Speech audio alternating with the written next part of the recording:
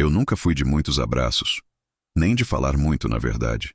Passei a vida inteira em silêncio, trabalhando como serralheiro numa cidade pequena onde ninguém precisa levantar a voz para ser ouvido. Meu filho era diferente. Ele tinha esse jeito mais aberto, sorria com facilidade e achava que eu era velho demais antes da hora. E talvez ele tivesse razão. Eu era velho até quando era jovem. Mas ele nunca reclamou. Pelo contrário, me chamava de o velho de ferro. A gente ria disso. E quando ele se tornou pai, eu achei que ia vê-lo desmoronar. Porque nenhum homem está pronto para isso. Mas ele surpreendeu. Nunca me senti tão orgulhoso como no dia em que vi ele segurando aquele menino, meu neto, como se fosse feito de vidro. Eles moravam longe. A vida moderna faz isso. Separa quem mais devia estar junto. Mas, de vez em quando, eles vinham para cá. Ela, a mãe do garoto, nunca foi de muitas palavras. Sempre ocupada, sempre no celular, sempre olhando como se estivesse entediada. Eu nunca julguei, porque também nunca fui o tipo que entende muito de sentimentos alheios. Mas eu via. Ela não tinha paciência nem para ela mesma. E o menino? O menino era silêncio. Igual eu. Na última vez que meu filho veio me visitar, ele estava mais cansado do que nunca. Me disse que o trabalho estava sufocando, que o casamento estava por um fio, mas que não podia desistir por causa do filho.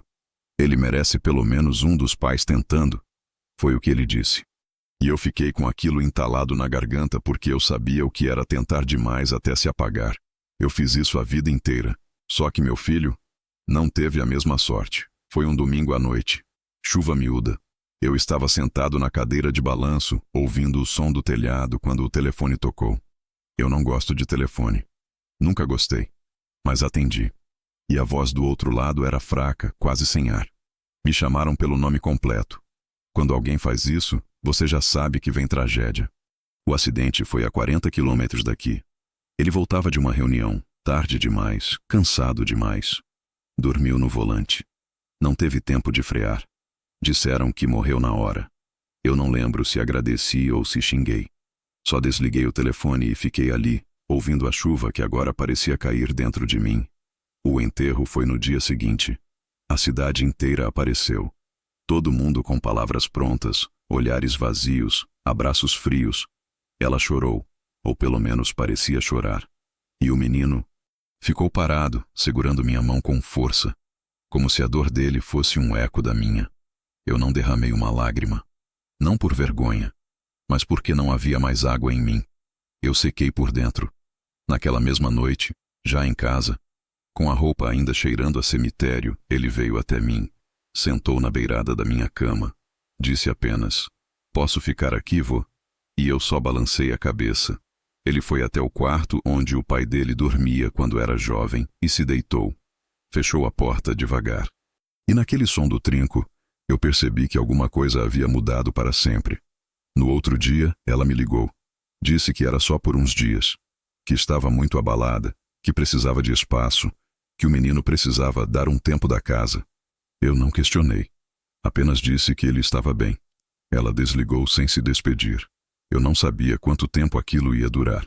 Mas quando dias depois ele me chamou de pai sem perceber, entendi que talvez já estivesse durando mais do que ela queria. E foi assim que tudo começou. Com um pedido simples, de um menino que perdeu o pai e encontrou abrigo no avô, que sempre achou que não tinha mais nada para oferecer. Eu não sabia que aquele pedido inocente ia se transformar num processo judicial. Muito menos que, diante de um juiz, ele usaria o que aprendeu comigo, o silêncio, a paciência e a verdade, para desmontar uma mentira inteira com apenas uma gravação. Mas isso viria depois. Por enquanto, eu só queria proteger o que restava da minha família. Um menino que olhava para mim como se eu fosse a última âncora num mar que afundava devagar. E eu era.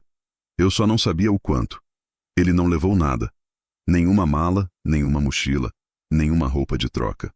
Chegou com o corpo pequeno dentro de uma camiseta do Homem-Aranha e os olhos grandes demais para a idade.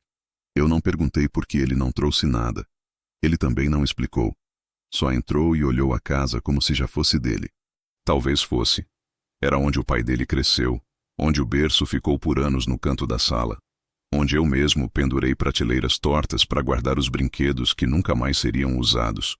Não houve cerimônia. Ele apenas caminhou até o quarto, o mesmo onde o pai dormia quando o menino empurrou a porta, sentou na cama e disse: "Ainda tem o pôster da Fórmula 1. E tinha. Eu preparei café, mesmo sabendo que ele não tomava. Mas me fazia bem acender o fogão e ouvir o som da chaleira, como se o vapor pudesse preencher o que faltava na casa. O silêncio dele era igual ao meu, mas diferente do que se espera de um garoto de 10 anos. Ele não falava à toa, e quando falava, nunca era para se explicar. Era como se estivesse registrando o mundo, não tentando decifrá-lo. Naquela noite, ele só me perguntou onde estavam as cobertas. Apontei o armário e ele disse: "Ok", como se estivesse num hotel onde já sabia o número do quarto. O jantar foi simples: arroz, ovo e uma fatia de queijo velho. Ele agradeceu antes de comer. E aquilo me pegou de jeito, porque fazia muito tempo que ninguém agradecia por algo que eu fazia. A casa tinha cheiro de roupa guardada. Eu sabia que precisava lavar tudo, mas ele não reclamou. Se enrolou nas cobertas como um bicho pequeno e ficou ali, respirando pesado enquanto eu apagava as luzes. Na manhã seguinte, achei que ele acordaria chamando pela mãe, mas não chamou. Levantou antes de mim, organizou a cama, lavou o próprio copo e ficou sentado na varanda olhando os passarinhos, como se aquele lugar sempre tivesse sido o lar dele. Eu perguntei se ele queria voltar para casa, e ele respondeu apenas: "Não sei onde é isso." Durante o café, falei sobre meu trabalho na oficina, sobre como a solda queima até o osso se você não prestar atenção, sobre como a gente aprende a medir ferro sem trena depois de 40 anos. Ele ouvia. Não fazia cara de tédio, não fingia interesse. Ele simplesmente prestava atenção. Às vezes sorria, e o sorriso era igual ao do pai.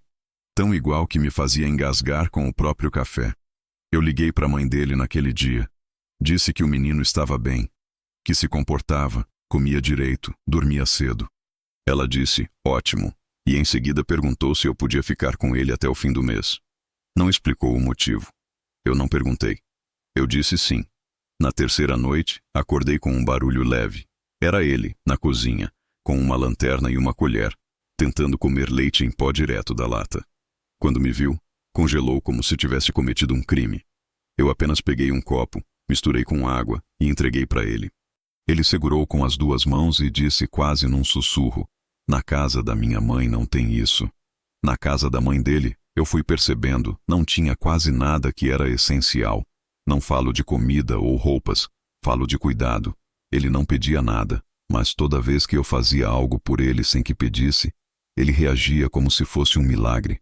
Passar a mão na cabeça, guardar o prato do jantar, enrolar o cobertor até o pescoço. Eram gestos comuns, mas para ele pareciam raros. Eu não dizia que o amava. Nunca fui bom nisso, mas ele percebia e respondia à altura. Colocava as ferramentas em ordem na oficina, varria a calçada, separava os parafusos por tamanho. Uma semana depois, já sabia usar a furadeira. E ninguém me convence que aquilo era só curiosidade infantil. Era vontade de pertencer. Ela ligava cada vez menos. Mandava mensagens vazias. Uma vez mandou foto dele bebê, escrevendo: "Olha como ele era fofo." Eu não respondi, porque ele ainda era fofo. Ainda era filho. Ainda era neto. Ainda era menino. Só não era mais dela. Pelo menos não como ela queria. Foi nessa mesma semana que eu ouvi ele no telefone com um amigo da escola. Aqui é melhor. Aqui ele me escuta. Eu fingi que não ouvi. Mas ouvi. No fim do mês, ela ligou de novo. Disse que queria marcar um encontro com o juiz. Para formalizar as coisas, disse ela. Mas o tom era de quem quer tomar algo de volta. Como se ele fosse propriedade. O menino ouviu a conversa. Não perguntou nada. Apenas subiu para o quarto, sentou na cama e ficou olhando para o chão. Quando entrei, ele disse: "Ela vai me obrigar a voltar, né?" Eu sentei ao lado dele e falei com a verdade que só um velho sabe dizer. "Ela pode tentar, mas você tem voz. E a sua voz vale muito." Ele olhou para mim, e naquele instante eu soube que ele não deixaria barato. O telefone estava no bolso dele. E naquela noite, pela primeira vez, ele teve um plano. Tudo aconteceu numa noite comum. Daquelas em que o céu não promete nada, nem ameaça coisa alguma. O tipo de noite em que o silêncio é só silêncio, até deixar de ser. Era terça-feira. Chovia leve, Como sempre chove aqui. A cidade parecia dormindo, e eu já estava de pijama, sentado na poltrona velha da sala, lendo um jornal de 3 dias atrás. O menino estava no quarto, ou pelo menos eu pensava que estava. Mas naquela idade, silêncio demais é coisa que preocupa ou ensina. E naquele caso, era os dois. Eu ouvi a porta do quarto dele abrir devagar. Passos leves, como quem já sabia onde estava pisando. Era ele. Passou reto pela sala sem me notar, ou fingiu não notar. Com o celular na mão, fones no ouvido. Caminhou direto para a cozinha e de lá para a área de serviço. O celular ficou no bolso, mas não desligado. Eu apenas observei, de longe. Há momentos em que o melhor que um velho pode fazer é se calar e confiar. E eu confiei. Minutos depois, ele voltou. Olhou para mim como quem volta de uma missão. Tá tudo certo, vô. Foi só isso. Nem mais uma palavra. Mas eu conhecia aquele olhar. Era o mesmo que o pai dele fazia quando trazia boletim escondido, ou quando me entregava um presente feito na escola no Dia dos Pais. Aquele olhar dizia: guardei algo para você. E eu guardei, sem saber ainda o quê.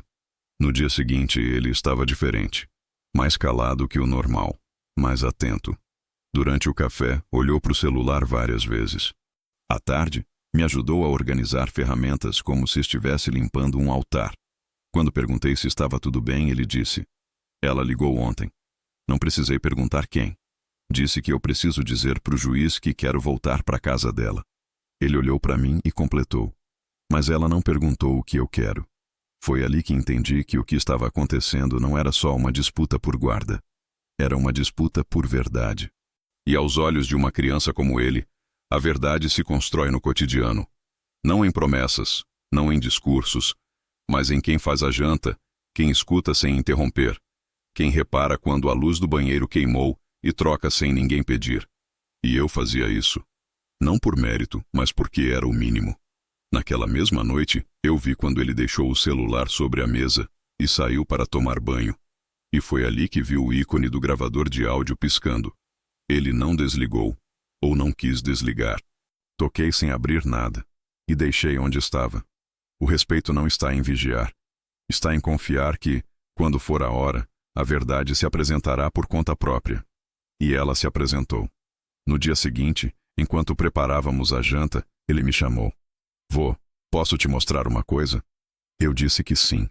Ele pegou o celular, abriu uma gravação, colocou os fones em mim e deu play. Era a voz da mãe. A voz dela. Quase como uma atriz, dizendo frases doces no início.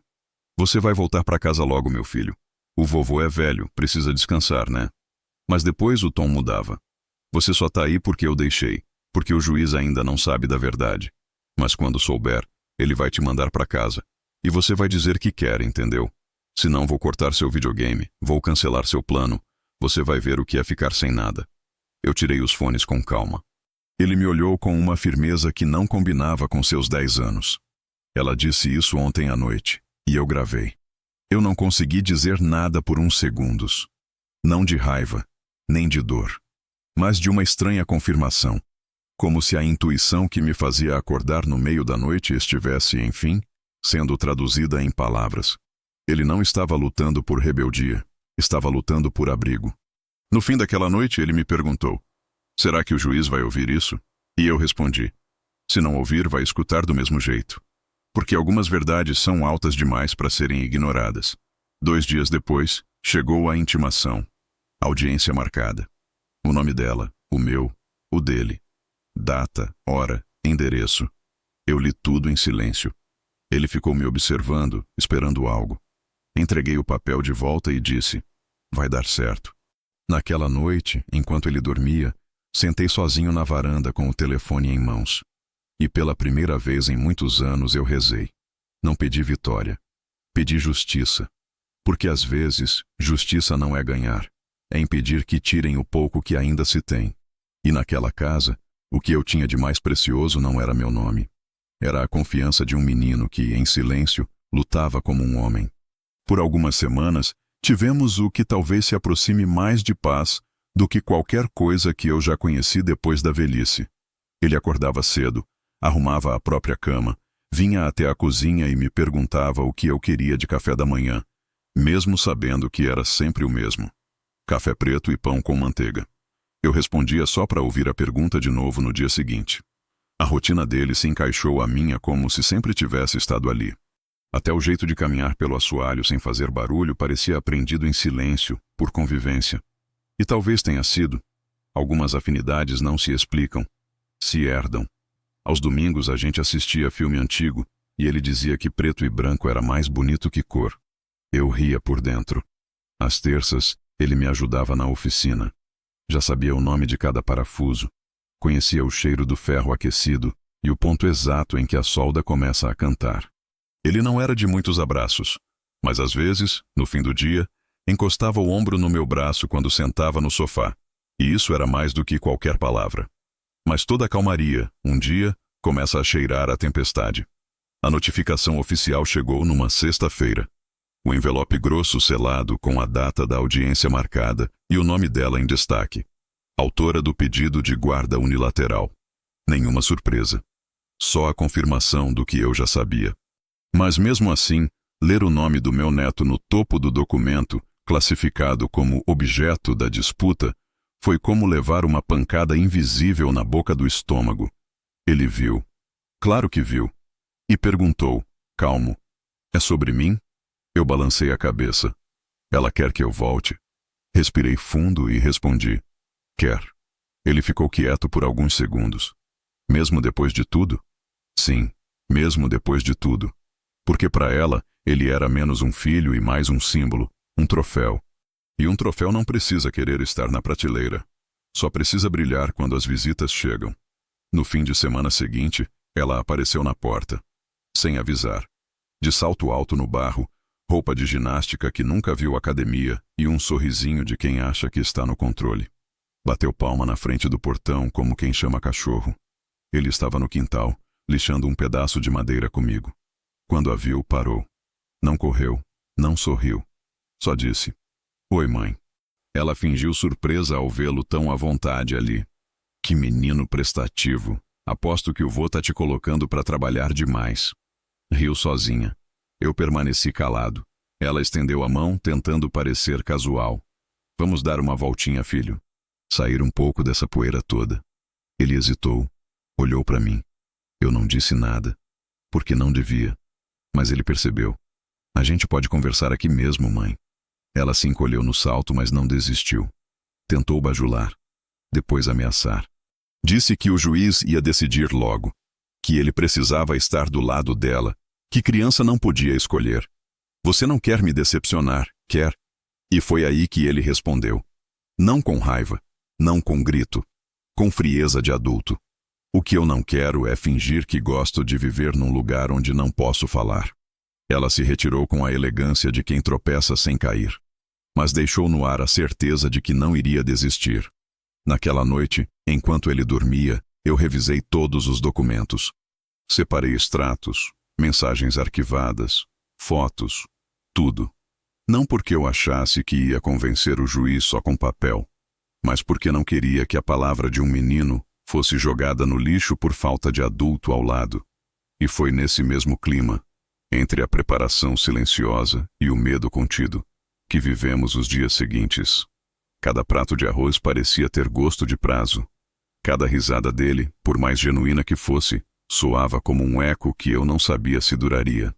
A sombra do tribunal pairava sobre a casa, como se tudo o que construímos pudesse ser arrancado com uma assinatura. Uma semana antes da audiência, ele me chamou no quintal. Disse: vô, eu sei que a decisão não depende só de mim. Concordei. Mas se depender, eu tô pronto. E naquele momento eu vi mais do que um neto. Eu vi um menino que já tinha aprendido o que é lutar sem raiva, resistir sem gritar, guardar provas no bolso e dignidade no peito. E entendi que eu também precisava estar pronto. Não para vencer, mas para não deixar que ele fosse vencido.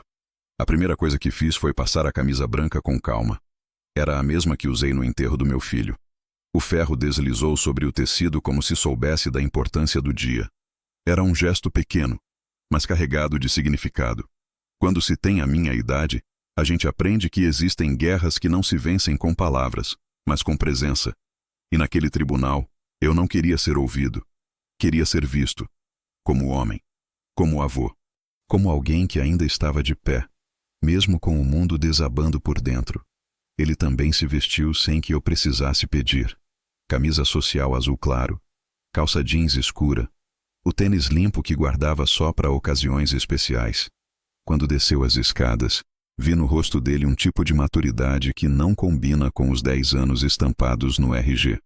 Ele carregava o próprio corpo com um cuidado que não era comum para a idade. Como se soubesse que naquele dia, até o modo como ele sentasse na cadeira poderia ser usado contra ele. Saímos cedo. A audiência era só às 11, mas eu quis chegar com folga. Fomos de ônibus por escolha dele. Quero pensar no caminho, ele disse. Eu respeitei. Ele ficou olhando pela janela, os olhos fixos, mas vivos. Eu sabia que por dentro ele estava repetindo frases, revendo lembranças, segurando emoções com as 2 mãos. No caminho, o telefone vibrou no meu bolso. Mensagem dela. Se você ainda tiver um pingo de bom senso, vai convencer ele a não passar vergonha. Eu apenas apaguei. Porque não se responde a gente que acha que dignidade é vergonha. Ao chegarmos ao prédio do fórum, ele segurou minha mão com força. Não como criança com medo, mas como soldado antes da marcha. No detector de metais, ele sorriu para o segurança. No elevador, ficou calado. E na sala de espera, pediu apenas um copo d'água. O advogado da Defensoria Pública que nos acompanhava era um homem simples, mais novo que meu filho. Fez algumas perguntas formais, mas percebeu logo que o menino sabia mais do que dizia. Ele está tranquilo, murmurou para mim. Eu assenti. Não por arrogância, mas porque já sabia. Quando chamaram nossos nomes, senti o peso das palavras. Processo de guarda. Parte autora. Mãe. Parte requerida. Avô. Como se eu fosse um obstáculo. Um empecilho. Um pedaço de mobília no meio do caminho dela. Entramos na sala de audiências. O juiz era um homem grisalho, sério, mas com olhos que escutavam. A promotora, jovem e apressada. A mãe dele já estava lá, sentada ereta, maquiagem impecável, com uma pasta na mão e o sorriso de quem veio encenar. Ela começou falando. Contou como estava emocionalmente abalada desde a morte do marido. Disse que precisava do filho por perto, que uma criança precisa da mãe. Que eu era um senhor já avançado, sem condições plenas de educar. Fiquei calado. Só olhei para o menino. Ele me encarava também. E havia algo entre nós naquele momento que ninguém ali dentro podia ver, mas que existia. Uma confiança que não nasceu ontem, que foi construída com silêncio, com jantares simples, com noites em que se deixa uma luz acesa no corredor só para ele não acordar no escuro. O juiz me dirigiu algumas perguntas. Respondi com firmeza. Expliquei a rotina, mostrei documentos, descrevi o comportamento dele. Falei pouco, mas o suficiente. E então chegou a hora. O juiz se virou para o menino. Tirou os óculos. Olhou como quem não queria pressionar. E você, jovem, quer dizer algo? Você prefere morar com sua mãe ou continuar com seu avô? A sala ficou em suspenso. Nem o ar se mexia. Eu, parado. Ela, com a expectativa dançando no rosto. E ele? Ele apenas colocou a mão no bolso e disse: Posso mostrar uma coisa, meritíssimo? O juiz ergueu as sobrancelhas. Depende. O que é? Ele tirou o celular. Abriu a galeria de gravações. Uma conversa com minha mãe, de ontem à noite. A promotora tentou interromper. O advogado da minha parte pediu que fosse ouvido. O juiz fez sinal de silêncio. Mostre. Ele colocou o aparelho sobre a mesa, girado para o juiz, e apertou o play. E ali, naquele instante, a verdade que morava no fundo da garganta dele, e da minha, começou a soar pela sala como um sino que ninguém podia ignorar. O áudio não tinha cortes, não tinha montagem, não tinha ruído que pudesse ser usado como desculpa. Era cru, direto, real, e por isso mesmo, insuportável de se fingir que não se ouvia. A voz dela preenchia a sala, mesmo sendo mansa. Aquele tipo de manso que gela o estômago. Você vai dizer que quer voltar para casa, entendeu? Porque se disser que quer ficar com o vovô, eu vou tirar seu celular. Vou tirar tudo. Não pensa que vai sair impune. Você é meu filho. E faz o que eu mando. Se fizer direitinho, quem sabe a gente passa no shopping depois. Silêncio. O juiz pausou a gravação. Não olhou para ninguém. Não mexeu nenhum músculo do rosto. Apenas pegou uma caneta, fez uma anotação breve num papel diante de si e se inclinou um pouco para frente. "O que mais você gostaria de dizer?" ele perguntou ao menino. Meu neto respirou fundo. "Eu não quero voltar, meritíssimo. Eu não me sinto seguro. E não é só por causa disso." Apontou para o celular. "É porque lá eu não existo. Eu ocupo espaço. Aqui, com meu avô, eu existo. Eu sou escutado. E eu ajudo. E ele me ajuda também. É isso."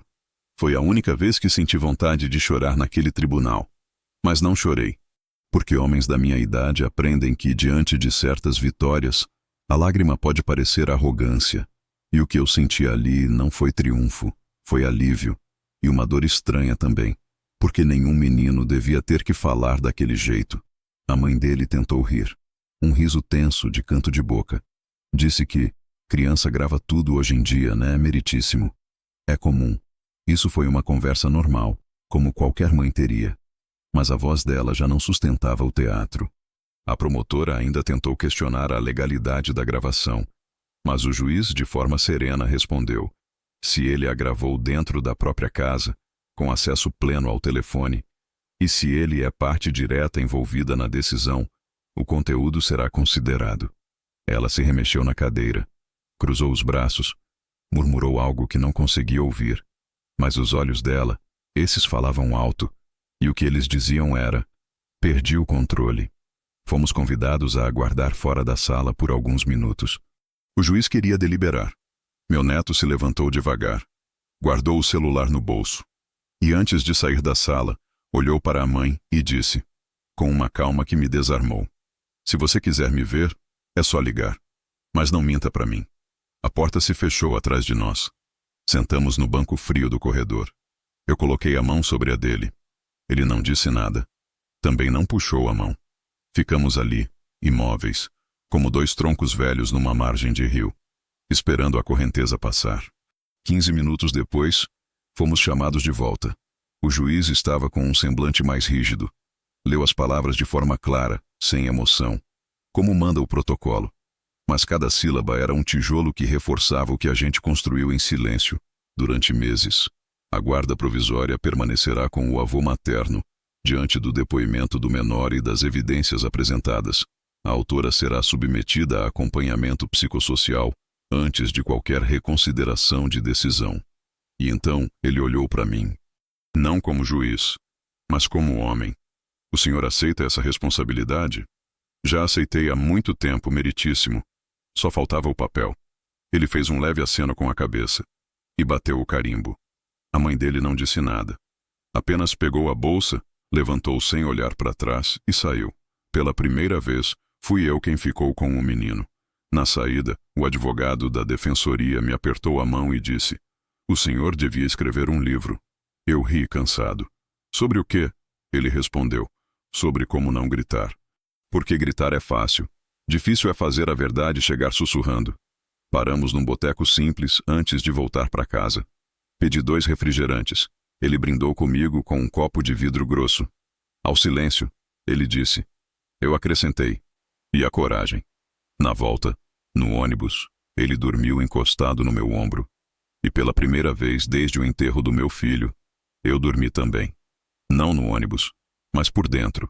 Como se enfim minha alma tivesse encontrado onde repousar. Tem perguntas que não precisam de ponto de interrogação. Elas já nascem carregadas de tudo o que o silêncio não conseguiu resolver antes. A pergunta do juiz foi uma dessas. Isso é verdade? 3 palavras. Só isso. Mas colocadas na boca de um homem com toga, sentado no centro de uma sala onde tudo parece pesar, essas 3 palavras ganham um tamanho desproporcional. Ele não gritou. Não bateu na mesa. Apenas olhou para o menino, com olhos que pareciam velhos o suficiente para já terem visto muita mentira. Na sala, o tempo parou. Ninguém se mexeu. Nem a mãe dele, que até então tinha um discurso pronto, um rosto ensaiado, uma postura calculada. Nem eu, que conhecia a resposta. Nem ele, que era o único que podia dizê-la em voz alta. Meu neto respirou fundo. Não como quem hesita, mas como quem entende o peso da própria voz.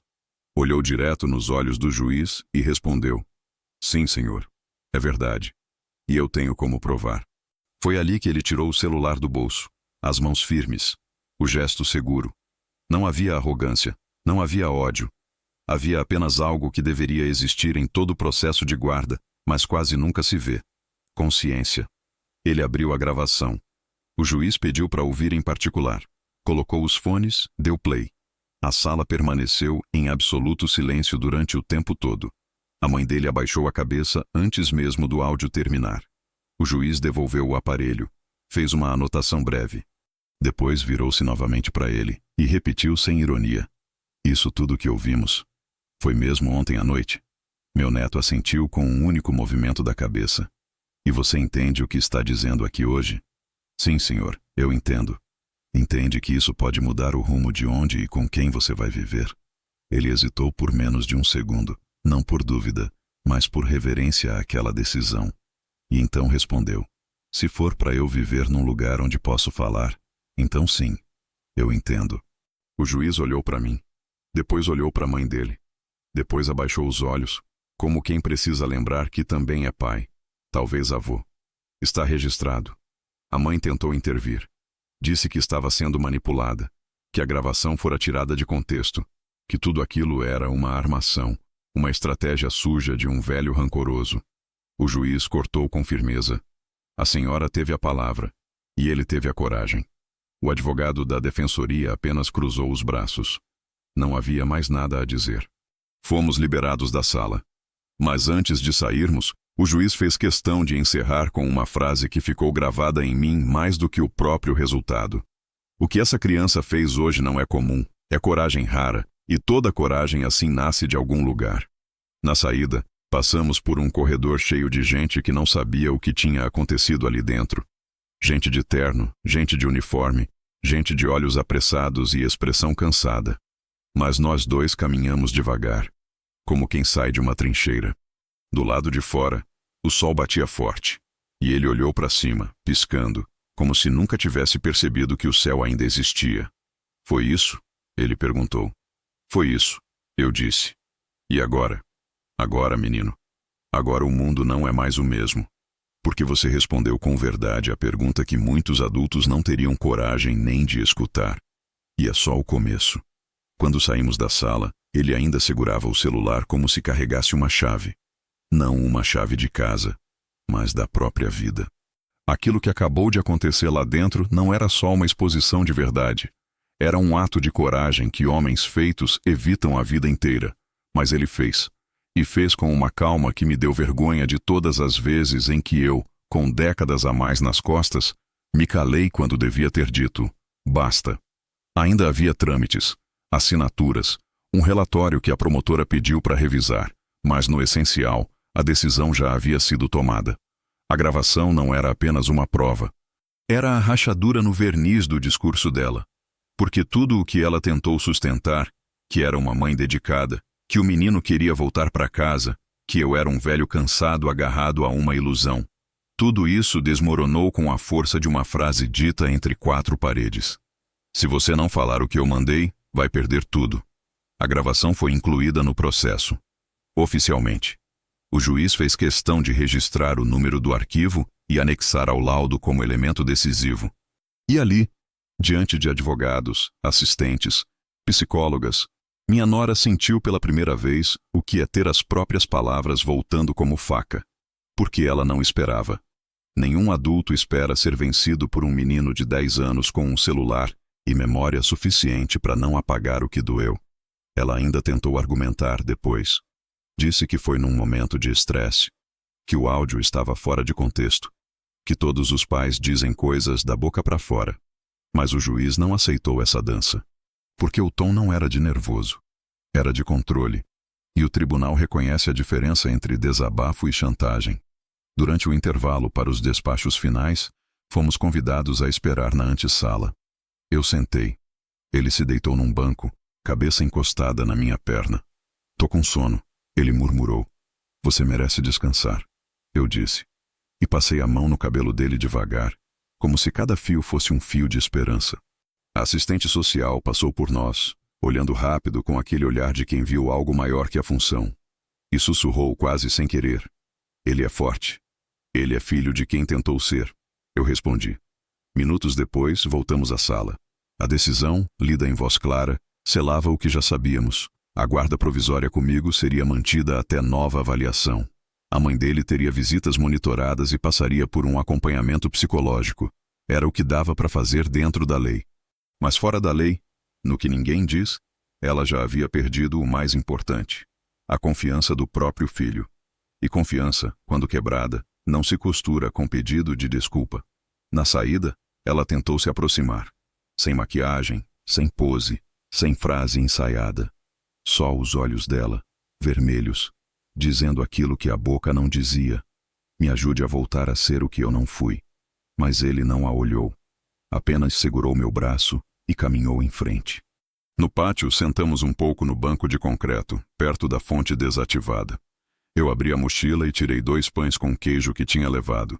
Dividimos ali mesmo, como se nada tivesse acontecido. Mas tudo tinha acontecido. Ela vai mudar? Ele perguntou. Não sei. Você perdoaria? Se fosse verdade, talvez. Mas perdão também precisa ter onde morar. E tem gente que não deixa espaço. Ele mordeu o pão devagar. Depois disse: eu não gravei para me vingar. Eu sei. Você gravou para não esquecer. E ele assentiu, porque era isso mesmo. Nos dias que se seguiram, a notícia se espalhou na escola, não com escândalo, mas com aquele sussurro que só os colegas entendem. Alguns zombaram, mas outros, os que também carregam silêncios, se aproximaram. E eu vi ele fazendo amigos. Poucos, mas reais. Em casa voltou a dormir bem. Começou a desenhar mais. Ligar o rádio enquanto me ajudava na oficina. Certo dia, enquanto lixava uma peça de madeira, me disse: a professora pediu pra gente escrever um texto sobre coragem. E você escreveu o quê? Perguntei. Escrevi. Coragem é quando a sua verdade cabe dentro de um celular. E mesmo assim você aperta o botão de reproduzir. Eu não disse nada. Apenas virei o rosto para que ele não visse meus olhos molhados.